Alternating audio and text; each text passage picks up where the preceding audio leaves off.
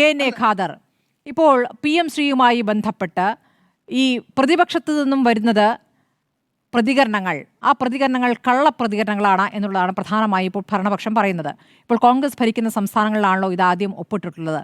പിന്നെ എങ്ങനെയാണ് ഈ കുറ്റം പറയാൻ നിങ്ങൾ വരുന്നത്? CPIയുടെ ഭാഗം പറഞ്ഞുകൊണ്ട് നിങ്ങൾക്ക് എങ്ങനെ പ്രതികരിക്കാനാകും എന്നുള്ളതാണ് പ്രധാനപ്പെട്ട ചോദ്യമായി വരുന്നത്. ഇനി വർഗീയ അജണ്ടയുമായി ബന്ധപ്പെട്ടാണെങ്കിൽ NEP ഇതിൽ വരുന്നു എന്നുള്ളതാണ് ഏറ്റവും പ്രധാനപ്പെട്ട വിഷയം.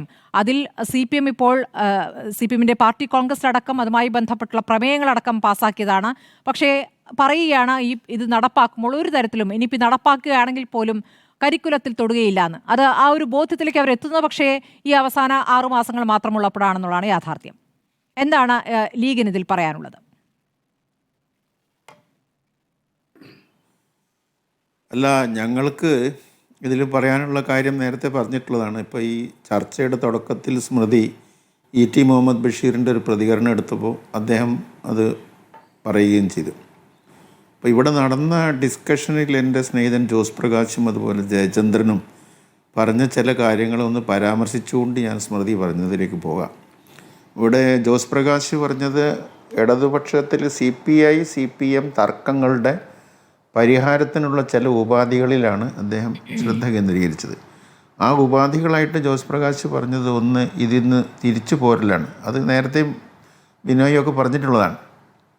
ഈ ഒപ്പിട്ട് കഴിഞ്ഞ സ്ഥിതിക്ക് ആ കരാറിൽ നിന്ന് പിൻവാങ്ങണം എന്നാണ് പറയുന്നത്. അങ്ങനെ പിൻവാങ്ങുന്നതായിട്ട് ഈ കേരള ഗവൺമെൻറ് അറിയിച്ചാൽ അതോടുകൂടി ആ പ്രശ്നം തീരും. 40% സംസ്ഥാന ഗവൺമെൻറ് കൊടുക്കാതിരുന്നാൽ മതി, പിന്നെ അത് നടപ്പിലാക്കില്ല എന്ന് പറയുന്നത് ശരിയല്ല. സ്മൃതി തന്നെ അതിനെ ചോദ്യം ചെയ്തതിനോട് ഞാൻ യോജിക്കുകയാണ്. ആ 40% അല്ല പ്രശ്നം. ചട്ടപ്രകാരം ഇതിൽ നിന്ന് സംസ്ഥാന ഗവൺമെൻറ്റിന് പിന്മാറാൻ സാധിക്കുകയില്ല. പിന്നെ CPI CPM തർക്കത്തിൻ്റെ ഭാഗമായിട്ട് കേരള ഗവൺമെൻറ് വിദ്യാഭ്യാസ വകുപ്പ് മന്ത്രി അല്ലെങ്കിൽ മന്ത്രിസഭ ഒരു കത്തെഴുതിയിട്ട് ഞങ്ങളങ്ങനെ ഒപ്പുവെച്ചു പോയി. ഇപ്പോൾ കൂടുതൽ ആലോചിച്ചപ്പോൾ അത് ശരിയല്ല എന്ന് ഞങ്ങൾക്ക് തോന്നുന്നു. അതുകൊണ്ട് we are not ready to implement PM Shri, അതുകൊണ്ട് ഞങ്ങളെ അതിൽ നിന്ന് ഒഴിവാക്കണമെന്ന് ആവശ്യപ്പെട്ടാൽ അങ്ങനെ ഒരു കത്തോടു കൂടി ചിലപ്പോൾ CPI CPM തർക്കം തീരും. ആ കത്ത് പരസ്യപ്പെടുത്തണമെന്നും CPI നേതാക്കന്മാർ പറഞ്ഞിട്ടുണ്ട്. അങ്ങനെ ഇവിടുന്ന് കത്ത് വിടുന്നു, ആ കത്ത് പരസ്യപ്പെടുത്തുന്നു. What will happen? കേന്ദ്ര ഗവൺമെൻറ് അത് സമ്മതിക്കില്ല, അത് റിജക്റ്റ് ചെയ്യും. ആ കത്തിനൊരു വിലയില്ല, ഇതനുസരിച്ച് പോകാനുള്ള ബാധ്യത സംസ്ഥാന ഗവൺമെൻറ്റിനുണ്ട് എന്ന് പറഞ്ഞുകൊണ്ട് ആവർത്തിച്ച് പറയുകയും ചെയ്യും. അപ്പോൾ പിന്നെ CPIക്ക് വേറൊരു ആൾട്ടർനേറ്റീവ് ഇല്ല. കത്തയച്ചല്ലോ, കത്ത് പരസ്യപ്പെടുത്തിയല്ലോ. കേന്ദ്ര ഗവൺമെൻറ് അത് സ്വീകരിക്കണം എന്നൊരു ഉപാധി ഇതിൽ വെച്ചിട്ടുമില്ല, വെക്കാൻ സാധ്യമല്ലല്ലോ. രണ്ടാമത്തെ വിഷയം, ജയേന്ദ്രൻ പറഞ്ഞ ചില കാര്യങ്ങളുണ്ട്. ജയേന്ദ്രൻ പറഞ്ഞത് കേരളത്തിൽ ഇത് നേരത്തെ തന്നെ ഖാദർ കമ്മിറ്റി റിപ്പോർട്ട് വഴിയൊക്കെ വന്നതാണെന്ന്. അത് ശരിയല്ല. ഖാദർ കമ്മിറ്റി റിപ്പോർട്ട് നിയമസഭയിൽ അവതരിപ്പിക്കുന്ന സന്ദർഭങ്ങളിലൊക്കെ അവിടെ നിയമസഭയിൽ ഉണ്ടായിരുന്ന ഒരാളാണ് ഞാൻ. ഖാദർ കമ്മിറ്റി റിപ്പോർട്ടിനെതിരായിട്ട് നിയമസഭയിൽ അടിയന്തര പ്രമേയം കൊണ്ടുവന്ന് ഒരു ചർച്ച അതുവഴി ഉണ്ടാക്കിയ ഒരാളാണ് ഞാൻ. ആ ഖാദർ കമ്മിറ്റി റിപ്പോർട്ടിൽ ഇത് ദേശീയ വിദ്യാഭ്യാസ പദ്ധതി അതുപോലെ ഉൾക്കൊണ്ടിട്ടുള്ള റിപ്പോർട്ടൊന്നും ആയിരുന്നില്ല.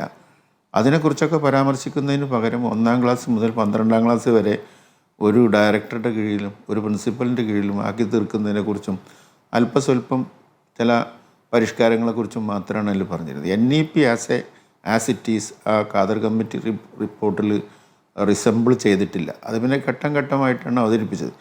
അത് NEP ആണെന്ന് പറഞ്ഞെങ്കിൽ അന്ന് തന്നെ അത് NEP ആണെന്ന് അസംബ്ലി മുമ്പാകെ ബോധ്യപ്പെട്ടിരുന്നെങ്കിൽ വൻതോതിലുള്ള എതിർപ്പ് ആ റിപ്പോർട്ടിന് എൻ്റെ ഭാഗത്തുനിന്ന്, പ്രതിപക്ഷത്തു നിന്ന് മാത്രമല്ല ഭരണകക്ഷിയുടെ ഭാഗത്തുനിന്നും ഉണ്ടാകുമായിരുന്നില്ല. കാരണം ഈ നാഷണൽ എഡ്യൂക്കേഷൻ പോളിസി വർഗീയമാണ്, വംശീയമാണ്, സാമ്രാജ്യത്വപരമാണ്, സയൻറ്റിഫിക് ടെമ്പർ ഇല്ലാത്തതാണ് തുടങ്ങിയ ധാരാളം റെഗുലറായിട്ട് പറയുന്ന ആക്ഷേപങ്ങൾ എല്ലാ അധ്യാപക സംഘടനകളും പറഞ്ഞിട്ടുണ്ട്, വിദ്യാർത്ഥി സംഘടനകൾ പറഞ്ഞിട്ടുണ്ട്, ഈ ഇടതുപക്ഷ പാർട്ടികൾ ഉൾപ്പെടെ എല്ലാ പാർട്ടികളും പറഞ്ഞിട്ടുണ്ട്.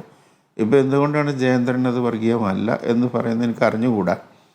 അതിന് അദ്ദേഹത്തിന്റെ കയ്യിൽ പറഞ്ഞിട്ടുണ്ട്.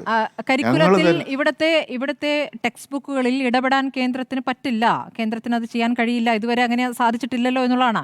ഇനി ചില കാര്യങ്ങൾ ഒഴിവാക്കിയപ്പോൾ ഇവിടെ പ്രത്യേകം ടെക്സ്റ്റ് ബുക്ക് ഇറക്കുകയും ചെയ്തു എന്നുള്ളതാണ് പ്രധാനപ്പെട്ട വാദമായി പറയുന്നത്. അല്ല, അതിലെന്തെന്നറിയ സ്മൃതി, ഇപ്പോൾ NCERT ഉണ്ടാക്കുന്ന സിലബസ് സ്വീകരിക്കാതെ SCERTക്ക് സിലബസ് ഉണ്ടാക്കാനുള്ള കരിക്കുലം ഉണ്ടാക്കാനുള്ള അവകാശമുണ്ട് എന്നാണ് ഈ പറയുന്നത്. പക്ഷെ അതിൻ്റെ കണ്ടീഷൻ എന്താണെന്നറിയോ? SCERT ഈ കരിക്കുലത്തിലൊരു മാറ്റം വരുത്തുമ്പോൾ ആ contents it has to be submitted before the NCERT and only with their approval ഇത് നടപ്പിലാക്കാൻ പറ്റുള്ളൂ. അപ്പോൾ SCERT ആ സ്വാതന്ത്ര്യം ഉപയോഗിച്ചുകൊണ്ട് ഒരു കരിക്കുലം ഉണ്ടാക്കി കഴിഞ്ഞാൽ അത് NCERTക്ക് സമർപ്പിക്കണം. അവരുടെ അപ്രൂവൽ വേണം. അവർ അപ്രൂവ് ചെയ്യില്ലല്ലോ, അവരുടെ ലൈനിലല്ലേ അപ്രൂവ് ചെയ്യുള്ളൂ. അപ്പോൾ അതുകൊണ്ട് അത് അസാധ്യമായിട്ടുള്ളൊരു സംഗതിയാണ്. അവർ ഒരേ രീതിയിലല്ല അത്. പിന്നെ ഇത് വളരെ ലളിതമായിട്ടുള്ളൊരു കാര്യമാണ്. ലളിതമായിട്ടുള്ള കാര്യം എന്ന് പറഞ്ഞാൽ ഭാരതീയ ജനതാ പാർട്ടി, സംഘപരിവാർ തുടങ്ങിയ ഇപ്പോൾ ഇന്ത്യ ഭരിക്കുന്ന ശക്തികൾക്ക് ഇടതുപക്ഷ പ്രസ്ഥാനങ്ങളുടെയും മറ്റ് മതേതര ജനാധിപത്യ പ്രസ്ഥാനങ്ങളുടെയും വിദ്യാഭ്യാസ നയത്തിൽ നിന്ന് തികച്ചും വ്യത്യസ്തമായ ഒരു നയമാണ് കേന്ദ്ര നയം. നമ്മുടെ സംസ്ഥാനത്തിൻ്റെ നയം ഇടതുപക്ഷ പ്രസ്ഥാനങ്ങളുടെ നയവും ഇവിടുത്തെ പൊതു ജനവിഭാഗങ്ങളുടെ സമൂഹത്തിൻ്റെ നയവും വിദ്യാഭ്യാസ രംഗത്ത് ആ കേന്ദ്ര നയത്തിൽ നിന്ന് തികച്ചും വ്യത്യസ്തമാണ്. അപ്പോൾ കേന്ദ്രത്തിന് BJPയുടെ നയവും കേരളത്തിൽ ഇടതുപക്ഷത്തിൻ്റെ നയം തമ്മിലുള്ള നയം ഒന്നല്ല എന്ന് മനസ്സിലാകാത്ത ഒരു സാധാരണ മനുഷ്യൻ പോലും ഉണ്ടാവില്ല. അത് ഒന്നല്ലാതിരിക്കുമ്പോൾ അതിനെതിരായി ജയിച്ചാലും തോറ്റാലും പൊരുതുക, പോരാടുക, പ്രതിരോധിക്കുക എന്നൊരു സംഗതി ഉണ്ടല്ലോ. അങ്ങനെ പൊരുതി തോറ്റാൽ കുഴപ്പമില്ലായിരുന്നു. പക്ഷേ പൊരുതലിൻ്റെ അല്ലെങ്കിൽ പ്രതിരോധത്തിൻ്റെ ഒരു ചെറിയ വിരൽ പോലും അനക്കാതെ കീഴടങ്ങി കൊടുക്കുക എന്ന് പറയുന്നത് ദാറ്റ് ഈസ് എൻറ്റയർലി ഡിഫറെൻറ്റ്. അതുകൊണ്ടാണ് ഇത്ര വലിയ ആക്ഷേപം വന്നത്. അപ്പോൾ ഇത് തീർച്ചയായും NEP ഇംപ്ലിമെൻ്റ് ചെയ്യാനാണ് അവർക്ക് വേറെ ഒരു കാൽക്കുലേഷനാണ്. ഇന്ത്യ രാജ്യം ഇന്ന് പോയിക്കൊണ്ടിരിക്കുന്ന വഴിക്ക് ഭാരതീയ ജനതാ പാർട്ടി ചെറുപ്പത്തിൽ തന്നെ 3 വയസ്സായ കുഞ്ഞു മുതൽ പ്രീ പ്രൈമറി എഡ്യൂക്കേഷൻ കണക്കാക്കിയിട്ട് 18 വയസ്സ് വരെ 15 വർഷം അവരുടെ കൈകളിൽ സുരക്ഷിതമായിട്ടിരിക്കുകയാണ്. അപ്പോൾ അതിന് ക്യാച്ച് ദം യങ് എന്നുള്ളത് അവിടെ പ്രാവർത്തികമാക്കുകയാണ്.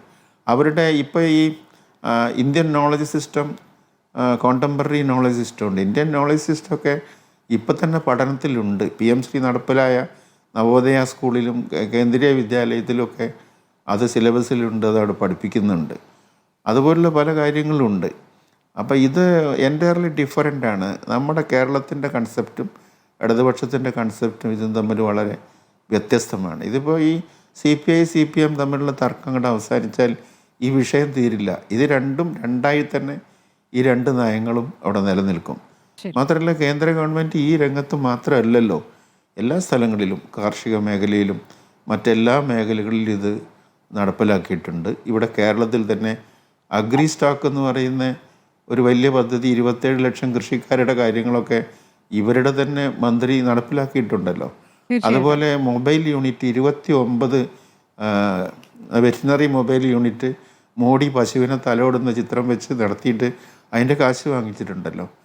ഇങ്ങനെ അതുപോലെ ആപ്പാർ എന്ന് പറയുന്ന ആധാറിന് പകരം ഇന്ത്യയിലെ എല്ലാ വിദ്യാർത്ഥികൾക്കും ആപ്പാർ എന്ന് പറഞ്ഞിട്ടൊരു ഐഡൻറ്റിറ്റി കാർഡ് ഉണ്ട്, ഒരു യുണീക്ക് ഐഡൻറ്റിറ്റി കാർഡ്. അത് ഇംപ്ലിമെൻ്റ് ചെയ്തിട്ടുണ്ടല്ലോ. അപ്പോൾ എല്ലാ വിദ്യാർത്ഥിക്കും ഒരേ ഒരു ഇന്ത്യ, ഒരൊറ്റ ജനത, ഒരേ ഒരു വിദ്യാർത്ഥി സമൂഹം എന്ന നിലയ്ക്ക് എല്ലാ വിദ്യാർത്ഥികളും ഈ ആപ്പാർ കാർഡ് വാങ്ങാൻ നിർബന്ധിതരാണ്. അതിപ്പോൾ നെറ്റിൽ പോയാൽ ഓരോരുത്തർക്കും ഡൗൺലോഡ് ചെയ്തെടുക്കുക. കുട്ടിയുടെ വിദ്യാഭ്യാസത്തിൻ്റെ ആദ്യം മുതൽ അവസാനം വരെ അവൻ്റെ എല്ലാ വിവരങ്ങളും അവിടെ ഉണ്ടാവും. അപ്പോൾ ഈ കാർഷിക മേഖലയിൽ നടപ്പിലാക്കിയതുകൊണ്ട് 27 ലക്ഷം കർഷകരുടെ ഡാറ്റ മുഴുവൻ കേന്ദ്ര ഗവൺമെൻറ്റിന് നമ്മൾ കൊടുത്തു. അതുപോലെ തന്നെ അത് മൈക്രോസോഫ്റ്റിന് വരെ കിട്ടുന്ന സാഹചര്യം ഉണ്ടായി. അപ്പോൾ ഇതെല്ലാം ഓരോ വഴിക്ക് നടപ്പിലാക്കിയിട്ടുള്ള കേന്ദ്ര ഗവൺമെൻറ് വിദ്യാഭ്യാസവുമായി ബന്ധപ്പെട്ടതായതുകൊണ്ടാണ് ഏറ്റവും ഗൗരവതരമായി മാറുകയും ചെയ്യുന്നത്.